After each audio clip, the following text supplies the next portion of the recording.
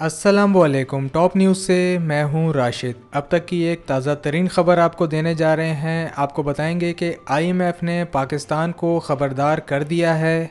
तफसीलात के मुताबिक आलमी मालियाती फ़ंड आईएमएफ ने ख़बरदार किया है कि पाकिस्तान में आइंदा बरस भी महंगाई की शरह बरकरार रहेगी, जिसके बायस पाकिस्तान के हालात मज़ीद ख़राब हो सकते हैं। आईएमएफ ने पाकिस्तान की मईशत और कर्ज़ों के लिए 7वें और 8वें जायजे से मुतालिक रिपोर्ट जारी कर दी है। रिपोर्ट में आईएमएफ ने खुराक और ईंधन की कीमतों में आलमी सतह पर इजाफे को महंगाई बढ़ने की अहम वजह करार देते हुए कहा है कि रवां साल भी पाकिस्तान में महंगाई की शरह 20% रहने की तवक्को है।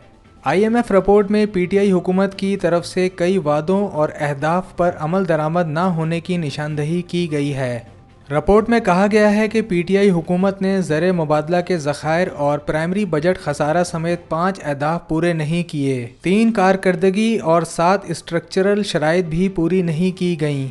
रिपोर्ट के मुताबिक रवां साल पाकिस्तान की माशी शरह नमूद 3.5%, जबकि बजट खसारा जीडीपी का 4.4% तक रहने की तवक्को है। इसके अलावा जारी खातों का खसारा 2.5% तक रह सकता है।